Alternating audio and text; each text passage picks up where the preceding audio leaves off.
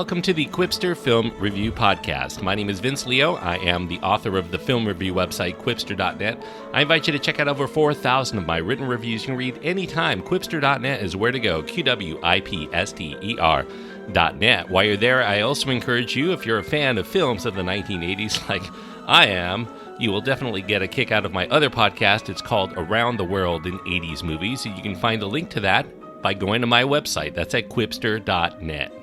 Today I'm going to be getting into a film that is getting a lot of critical acclaim out there, including a lot of Oscar nominations. It's called Little Women, and it's a film that is written and directed by Greta Gerwig, who gave us Lady Bird, my favorite film, from 2017. It's, of course, based on the novel by Louisa May Alcott.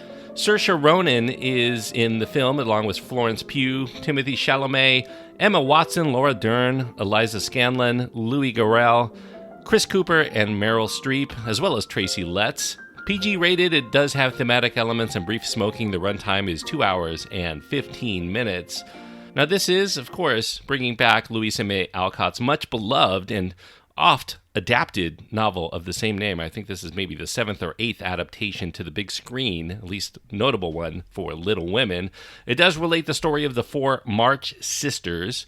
They grew up in their humble existence in 19th century Massachusetts. Greta Gerwig here is adapting the screenplay and directing the feature, although it is an age-old story, but it does have an eye for a modern audience under Gerwig's direction. Her eye for authenticity is impeccable in her second solo effort as a director, and she's really coming off here one excellent feature after another. Her personal comedic drama, Lady Bird, really set the mold for her, but this is giving someone else's voice to her instead of a personal vision, although she really does make it her own. Little Women comes across feeling no less personal, even though the story and the setting and the era are not Gerwig's.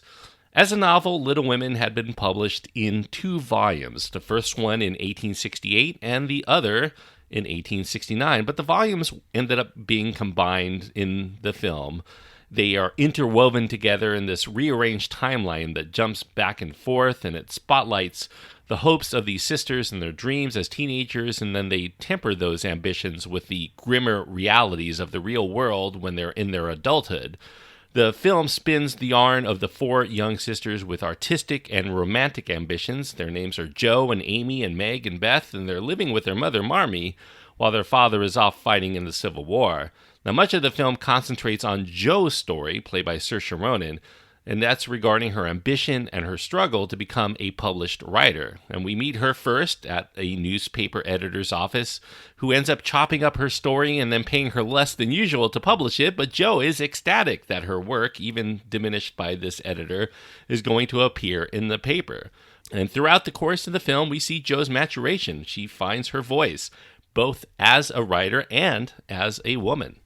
The artistic Amy, the second oldest sister, played by Florence Pugh, she takes a sizable secondary role, not only as an actor, but also as a sister here. Mostly stems from Amy's possible romance with Laurie, played by Timothee Chalamet, as well as her difficulty in accepting that the only real path to achieve financial success for a woman in this era of society is to marry a rich man.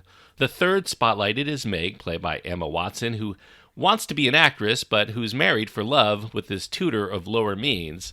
And last is Beth, this promising pianist who ends up suffering due to scarlet fever, and she becomes the reason that the family stays bonded together at some point in their lives. Now, for Greta Gerwig, Little Women does represent a story that she has carried since her youth. Her mother read it to her when she was very, very young, and then she had reread it several times throughout her childhood and into her early teens.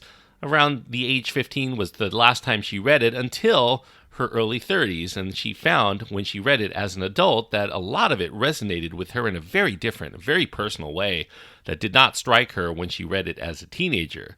And what once seemed like a heartwarming and old-fashioned tale when she was young now read like a modern, topical book underneath. Her familiarity with the March sisters and their story come through in this film, and you can sense what parts Gerwig may have found meaningful from Alcott's writing by what she's decided to showcase thematically on the screen. You can tell from the narrative that both Alcott and Gerwig identify with Jo the most among the sisters. She's a storyteller and a woman who has to traverse in this field that is largely dominated by men at the top, something that both Alcott and Gerwig have to deal with as storytellers in their own respective fields.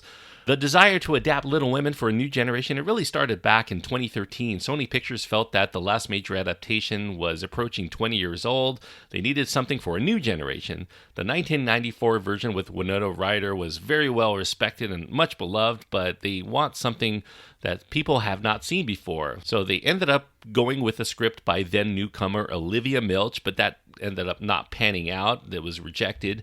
And things went into limbo until producer Amy Pascal took over the project. Pascal made it her mission to emphasize female-led stories and filmmakers in her productions, and she began discussions with Sarah Polley, initially in 2015, with this option for Polley to direct if they decide to go with her adaptation.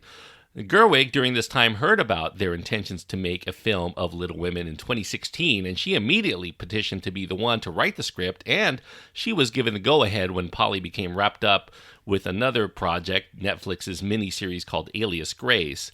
Once Lady Bird ended up getting released in 2017 to soaring critical acclaim, Sony asked if she'd like to also direct from her script. So hers would be different, though, because while others who have adapted Little Women see it as a tale of family and sisterhood primarily, Gerwig saw it as more governed by money issues and passion for art and what it means to be a woman. To have money in this era gives you freedom to pursue your art, something that women have rarely been afforded to up to that point in history. And to help flesh out the story to mirror Alcott's life, Gerwig ended up consulting more than just the Little Women novel. Her diaries, her letters, her other novels. She used some of her entries in her diaries and her letters to add flavor to the bits of dialogue and to merge them with Joe's story especially. Joe and Alcott almost become one and the same here. Her decision to layer the stories with this back and forth in the timeline comes from this contrast between the two volumes in the book. The first volume is much more crowd-pleasing in its telling, and it ranges from one Christmas to another. That's usually the one that most people adapt when they do adapt Little Women. There's this second volume to the film that concentrates more on the relationships and the marriages of the sisters as they grow into adulthood, and that contrasts their dreams and sacrifices that they've made. In both volumes, Beth becomes ill, and what occurs to her in each of the sets the tone of the work, with the first volume representing the compromises that Alcott made to get her story published, while the second shifts more toward semi-autobiographical viewpoints. Given that many adaptations only concentrate on the first volume of the sisters as young girls, those are usually crafted as heartwarming tales of Christmas and family unity.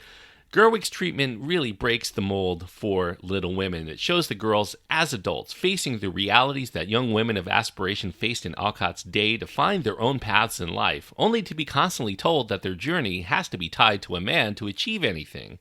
The first volume resonated with Gerwig and to many readers as young girls. The second volume resonated much more to Gerwig when she was an adult. Gerwig's Little Women is what Alcott wrote that stuck with her when she was viewing it with the eyes of an adult. Alcott wrote her volumes in her mid-30s with that perspective in mind, that looking back at her childhood. Gerwig here adapting the book in her mid-30s, keeping in mind viewing Alcott's writing with a similar perspective on where they are in life as struggling talents in their respective fields. The dialogue was written so that the actors would end up talking over one another on occasion, very frequently, much like a real conversation might, especially with this family of a mother and four sisters who really know each other very well and are not afraid to share their ideas whenever a thought strikes. The actors are not stationary in this film at all. They usually perform actions as they talk or walk into a room and into another room in a way that draws out how people might do so in real life. Gerwig felt that period pieces don't necessarily need to move slowly because in their own times, they were the bustling and modern era. They were the most modern era up to that point. There's plenty of dancing here, of singing and running and feeling alive, and a naturalistic flow to these performances that are given due to the well-rehearsed and choreographed interactions. All of that makes Little Women feel less scripted and stiff, even though a lot of this dialogue comes straight from the novel. Gerwig places a good deal of emphasis on keeping the action moving on the screen, with shots of people running and spinning and twirling and just being active, and that moves the story in a propulsive way that keeps viewers engaged from a visual standpoint. These women are restless, and so is the camera. Now, it's an odd thing to see the film play on these two levels, one of Jo March as a character in the book, and the other as Jo March, who is the author of her own story. Gerwig makes a concerted effort to draw the connection between Jo March and Louisa May Alcott in this seamless way, and more than this, to make the connection between Jo and Louisa, and then Greta herself, and then any young woman who has dreamt of pursuing her artistic desires and feeling undermined by this male-dominated structure that tells women how they should be and what it means to be a woman, often coming from the mouth of a man who thinks he knows more about how women feel and think than the woman who's actually putting herself out there with her own thoughts and feelings. Little Women does benefit from a very strong cast here. Saoirse Ronan delivering another fantastic performance that's worthy of the highest accolades. And as great as she is, there are others who end up delivering very strong and memorable character performances. Most notably Florence Pugh as Jo's younger sister Amy. She's anguished by not only her lifelong struggle with feeling inferior to her free-spirited older sister, but by others who she may feel have more talent at expressing themselves as artists in the manner that she actively pursues. She claims that she either wants to be great or be nothing, so it's a heartbreaking realization later when she comes to the conclusion that she may not actually be destined for the greatness to which she aspires. Timothee Chalomet also provides the requisite charm as Laurie, who's caught between the loves of two sisters who seem to want to make something more of themselves before they might choose to settle down into societal expectations. Emma Watson, she was a last-minute addition to the film, so not as rehearsed as the others. She replaced the originally cast Emma Stone, who left due to scheduling conflicts, but she adds her nice personality here. Not as strong in her role as the others, but definitely holds the weight for that performance there. There's a telling line in this film. It's delivered by the French actor Louis Garrel, who plays Jo's German boarding house critic friend Friedrich Baer. He states, "Shakespeare was the greatest poet who ever lived because he smuggled his poetry in popular works." And as with Shakespeare, so too is with Greta Gerwig, who takes this wholly popular work, like Little Women, and smuggles in her own distinctive and personal insights regarding womanhood, artistic expression, and the way money influences are infused through judicious selections from the original artist's own words and expressions throughout the entire body of Alcott's work. The best happy ending here is not of a wedding so much as of a woman who comes into her own as a professional storyteller and a controller of her own destiny, both in front of and, as it turns out, behind the camera. And for that, I will give Little Women 4 stars out of 4. 4 stars on my scale means that I do recommend it to everyone. I think this is a truly wonderful film. Greta Gerwig, 2 for 2 as far as I'm concerned, delivering just really great films that are going to last for decades and be cherished for many people who view them not only in their youth, but much later in life as well. So 4 stars out of 4 is what I give 2019's Little Women.